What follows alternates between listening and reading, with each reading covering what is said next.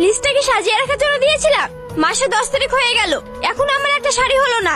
হাসি, মার অবস্থা তো দেখলে, প্রেশারটা হঠাৎ করে বেড়ে গিয়ে সেন্সলেস হয়ে গেছিল। এমার্জেন্সি টেস্ট আর ইনজেকশনে অনেক টাকা চলে গেছে। আর কতদিন ওই পরিষেবা করবো আমি? আমার কি কোনো সকালাত নেই?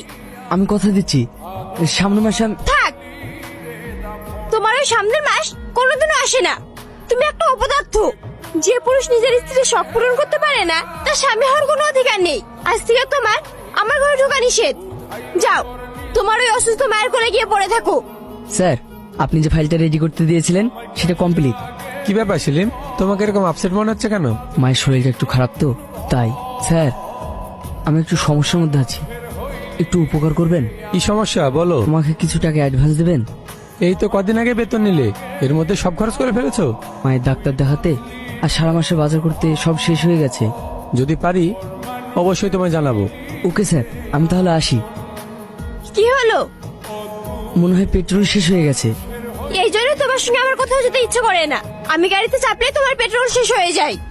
সেলিম, বাইকের কি হয়েছে? বাইকের পেট্রোল শেষ হয়ে গেছে। কোথায় যাবে? বাড়ি যাব। ইনি কে? ইনি আমার মিসেস। শালা, কর্মচারী হয়ে এত সুন্দর বউ। সেলিম, তুমি যদি কিছু মনে না করো তাহলে তোমার ওয়াইফকে আমি ড্রপ করে দিতে পারি। তুমি যাবে? হ্যাঁ, আমি যাব। তুমি বাইক নিয়ে এসো। এই হাত কি রান্নাঘরে কালি মাখার জন্য? এই নাও, এটা তোমার জন্য এনেছি। আপনি আমার জন্য এত কিছু কেন করছেন? তুমি খুব সুন্দরী তাই। সেলিম তো তোমায় কিছুই দিতে পারে না, আর আমি তোমায় রাজত্ব দেব। বদলে আমাকে কি দেবে? আপনি যা চাইবেন। তোমাকে প্রথম দেখার পর থেকে আমি তোমায় ভালোবেসে ফেলেছি। তুমি কি পারবে সেলিমকে ছেড়ে আমার হতে? হ্যাঁ, পারবো। ওগো, হাসি, তুই এখানে কেন? মা, এখানে আসে কি নিষেধ আছে? তবে এটা কে? ও সোহেল, তোমার জামাইয়ের অফিসের বস। হাসি, আমার সাথে একটু সাইডে চল, তোর সাথে কিছু কথা আছে। সত্যি করে বলতো, সেলিম জানে তুই এই ছেলেটার সাথে এইভাবে ঘুরছিস?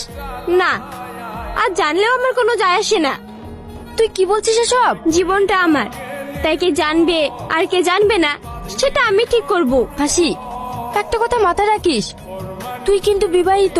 আমার ব্যক্তিগত ব্যাপারে কেউ নাক গলাক, সেটা আমি একদম সহ্য করব না। তোকে আমার মেয়ে ভাবতেও ঘৃণা করছে। ছি, চলো, এখানে দাঁড়িয়ে থাকতে হবে না। তোমার আব্বু মা মনে হয় সব বুঝে ফেলেছে। বুঝুক, কিছুদিন পর তো আমরা বিয়ে করব। তা তো অবশ্যই, চলো। হাসি, কি ব্যাপার? এই সময় ও আবার কোথায় গেল?